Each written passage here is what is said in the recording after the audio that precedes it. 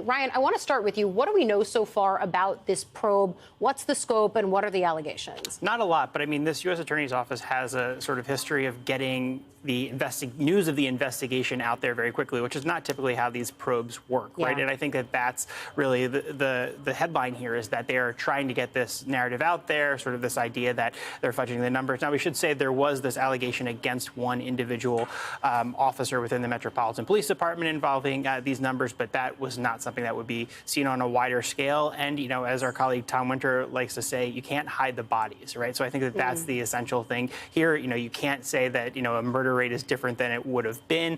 But certainly, you know, this is something I think that has a very political angle to it, because as with Ed Martin, the former U.S. attorney, he actually came out and said during the first 100 days, look at these numbers, we're way down compared to the year before. So I think that, you know, you just have to look at what they had claimed before and what they're saying now. Yeah, I want to come back to why those numbers were fine then and why they're not okay now, but put a pin in that, because Garrett, I want to go first to you. We ran through the president's history of trying to discredit data that he doesn't like. Did the White House always plan to look into these D.C. stats as a part of its federal takeover, or did that only happen after Trump was fact-checked on crime being what it is when he sent in the troops?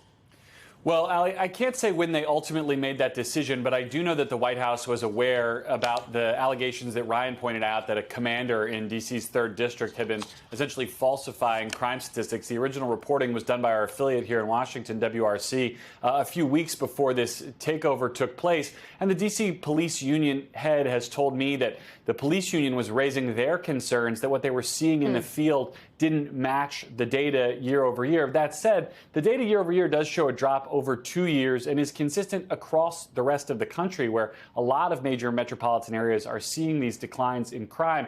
Where the White House landed on this is, I think, the way that they've handled a lot of these other issues where they've taken on crime, where you might say, you know, the numbers are down or they're pointing in this direction. Their response tends to be, you know, tell that to the victims. Tell that to the victims of what they call migrant crime. Tell it to the victims of crime in Washington, D.C. They are using anecdotal data to make the point that all of these instances of crime, they say, are unacceptable. Whether that argument passes muster is not for me to say, but that's the way that they've shaped these discussions. And we've seen them do that consistently, Garrett, not just on this specific issue, but when it comes to immigration and crimes made by illegal immigrants as well. I think, Christopher, the context that Ryan and Garrett give is so essential to this conversation. But I guess it all ends at the same question, which is this probe warranted? Well, I don't think it's unreasonable to see if the reporting in Washington, D.C. has been skewed, even if it's just by one commander. Just to be clear, that's one of 7 reporting precincts in Washington, D.C. So it is a major problem? Probably not. But I also think it's important to look at the Unified Crime Report that the FBI puts out every year, which includes Washington, D.C. It's been put out since 1930, and it is considered kind of the textbook for crime data in the United States, and it's been trusted by American cities and the American population, you know, for over a decade or nearly a decade. You know, this is one of the things. You might have one commander in Washington, D.C. who might have fudged his numbers a little bit, but that doesn't suggest that all of this other data that's been collected is wrong. So I don't think it warrants this massive investigation. Sure, D.C. Metro should look into the actions of their commander, and it's not unreasonable that U.S. Attorney's Office could look as well. But beyond that, I think this is really justifying the deployment of the troops. For their part, Ryan, how are D.C. officials reacting to this? I think cautiously. I mean, we're in this very weird sort of time right now where you have you have essentially patrol cars going around being followed and tailed by 7 other vehicles. You know, there's a lot of dynamics between the D.C. government and the federal government right now that are very complex. So I think, you know, cautiously is, I think, what is the name of the game for them here, to sort of try to protect, I think, as much as they can of the limited rights that D.C. residents have. And so, Christopher, if they're proceeding cautiously, which of course makes sense, as Ryan points out, is there then friction created between local police and the administration at a point where local police also have National Guard troops now patrolling the streets alongside them? There's absolutely friction. I mean, this is extremely strange. I can't think of a situation where there was this much kind of oversight by the federal government. And listen, traditionally, the FBI and other federal agencies work very closely with DC Metro.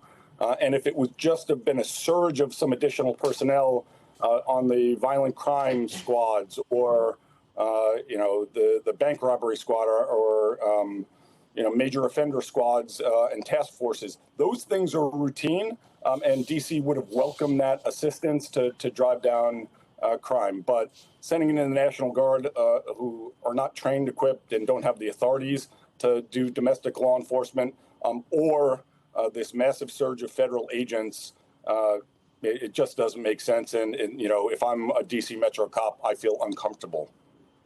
Garrett, I want to come back to a point that Ryan made earlier, because back in April, Jeanine Pirro's predecessor, that's Ed Martin, a Stop the Steal organizer, to remind our audience, he put out an official DOJ press release crediting Trump's first 100 days for a 25% drop in violent crime in D.C. So it's sort of the question I was asking Ryan before. Why were those numbers fine then, but they're looking into them now? Yeah, look, it is the exact same set of data that Ed Martin points to in that release that the White House is now disputing. I suppose they could argue that they didn't know about these complaints from the 3rd District at that time, suggesting that perhaps they weren't, broadly concerned about the idea that the numbers were falsified. But I also think it speaks to the desire to use this as a show of force, right? To use this as a political action and as a symbol to the rest of the country about the way that the Trump administration is wanting to combat crime. Allie, I worked at local news in D.C. before I came to NBC News. D.C. does have a longstanding crime problem. If you were really serious about solving it, you'd also be involved in fighting truancy in the school system, funding the Superior Court system here in D.C., which is a federal system. There are other steps that the administration could take that would be far less sexy, if you will, than putting Humvees on the streets. And I think that is a bit of a tell about how they're approaching this issue. And I think that's exactly what people have been saying. No one is saying that D.C. is without crime. They're saying that statistically it's down, that it's not a perfect city, but that it is a city nonetheless, and that this is just not the right way to solve it. I think you list some other things that could be brought into the policy conversation. Among them, though, are probably gun-related policy items. And Ryan, I want to turn to you on that front, because in addition to the investigation, Pirro is also ordering federal prosecutors not to pursue felony charges for people carrying rifles and shotguns in the district. Effectively, that ignores D.C. law. One of our colleagues actually tried to ask her about the gun issue in this. She was ignored. But what does this say about the way that at least the D.C. officials or D.C.-facing officials are thinking about this? Yeah, I mean, this is, a major departure, right? Obviously, because this is something that we've seen major prosecutions over before. It still applies to handguns, so they're going to enforce that for now. But D.C., gun is really a gun problem in the city. But what they say is it conflicts with these other these previous court cases that have come out before. So, the long gun cases, I mean, my mind goes back to the shooter who we saw a Comet ping pong. And, if that case would have been, prosecuted now, because that was a long gun there. So a lot of these long gun cases, it is a question of whether or not they'll bring those forward. I think they still have probably the gun or the drug hook for a lot of them. So there are still ways to bring these through. But just, long guns themselves, those are not cases they're going to be pursuing. Well, Christopher, it begs the question to you then. Does this undercut the administration's efforts to root out gun crimes in the district? Well, it certainly does, but it also seems to be playing towards the Second Amendment supporters that the MAGA base has.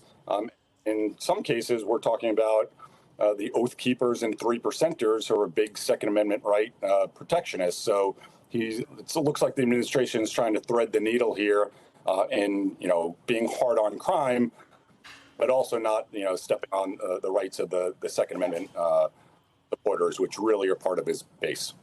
And we've referenced the National Guard deployment several times now, Ryan. They're patrolling more areas, not just the tourist-heavy spots that we saw early on during this time. But what is the latest? What are we looking ahead to as more red state governors keep saying, all right, we'll send our National Guard troops as well? Yeah, I mean, if you have more people, you're going to probably have a larger area where they're going to spread out. Our colleague, Gary Grumbach, has said that they're going to be going out to a larger area, because right now they really have been concentrated, I think, more on the National Mall, sort of the tourist areas. And, the point I think that the administration has made is that frees up resources for people to go elsewhere. And we have seen indications that those federal officers are actually going out to some of the areas that, are really hotspots for crime. So I think that as more troops come in, we could see them in new places. But they also can create confrontation sometimes, because that is sort of this seen as this hostile act, and sometimes that leads to protest, and then so that you could have some more conflict coming out of it. Yeah, and we've seen at metro stations, as the response has been broadened, the community has also been coming out protesting, telling these National Guard troops and others that they don't want them in their communities. And so we've seen that push and pull, that tension already so innate in this. Garrett, I want to button up with some news that we just got into us, as it so often happens. There's a new ethics filing that shows that President Trump went on a bond spending spree after being sworn in. What do we know, and why would someone want to buy that many bonds? Well, look, as to the reason you would buy them is to make money, ultimately. I mean, These are investment properties that the president purchased between the start of his term and now disclosed in this ethics filing. It includes everything from the Triborough Bridge Authority in New York City to Meta bonds, so public sector, private sector. We don't know the reason for the individual purchases, or in many cases, their specific amounts. These things are reported in broad ranges. But this level of trading and scope of it is unprecedented. We've not had a modern billionaire president before, but even in his first term, we did not see President Trump being as active as he is now in these kinds of individual purchases. I think the White House would probably say, and we've not had an opportunity to ask them for comment on this, that this is a public disclosure and so that they're doing things in an above-board method. But these are all things that the president can touch and influence with policy. And in the case of Meta, for example, organizations that are trying to influence him on policy. So, look, there's a lot more to dig into there in this filing just made public a short time ago.